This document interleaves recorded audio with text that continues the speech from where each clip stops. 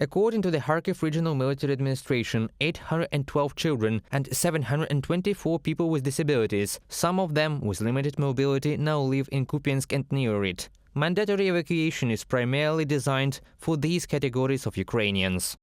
The decision was made by the Evacuation Commission of the Kupyansk City Territorial Council due to the unstable security situation caused by the constant shelling of the territory of the community by the Russian occupation forces. Recall that the evacuation of people with limited mobility, persons with disabilities and parents with children is carried out to certain points with subsequent resettlement, granting the status of internally displaced persons, processing social benefits and providing humanitarian assistance.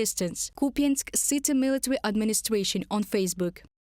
A year of Russia's full-scale war against Ukraine showed that the Russians do not spare anyone, neither children, nor women, nor the elderly. Daily shelling of Ukrainian cities, destruction of civilian infrastructure, bullying and murder. The situation in the temporarily occupied territories remains especially difficult. There, Ukrainians are deprived of any right to a normal life. Therefore, the Ukrainian authorities urge people to travel to Ukrainian-controlled settlements or abroad. Today's deoccupation paradigm assumes a military path. We are not talking about years, but about months. Forced passportization will not give the Russian occupiers anything. Of course, they are trying to make the life of Ukrainian citizens unbearable from the point of view of a normal human existence. But all these efforts are in vain, for the deoccupation is coming soon. Everyone, please evacuate. Men must leave temporarily occupied territories to avoid being drafted into the enemy army.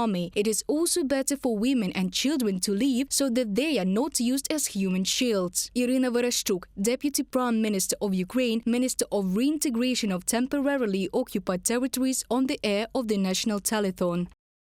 Ukrainians are also called to evacuate from the combat zone. So in Bakhmut, where fierce battles have been waged since August 2022, there are still about 5,000 people, including 37 children.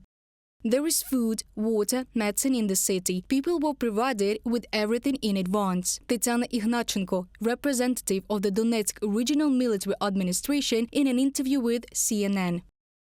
However, the city is under constant enemy fire. It is practically destroyed and the Ukrainian authorities urge people to evacuate. According to the police, 8 evacuation teams equipped with armored vehicles are working there today. The situation with children is especially difficult, the Ukrainian government notes. After all, it is impossible to take a child out of the danger zone without the consent of the parents, said the Prime Minister of Ukraine, Denis Shmyhal.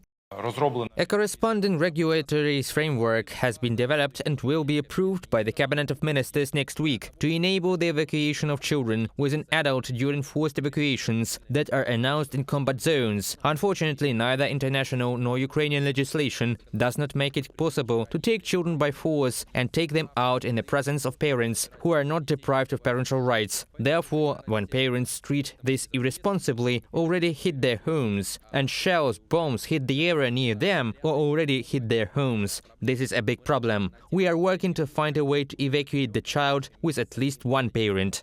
At the same time, the government notes that the people are not just taken out of dangerous regions, but are also resettled in safer areas. They are provided with medical, humanitarian, psychological and social support. Also, Ukrainians with internally displaced person status can receive monthly financial payments in the amount up to $100. Reported by Pavel Shtelmach, Yulia Granovska, UATV News.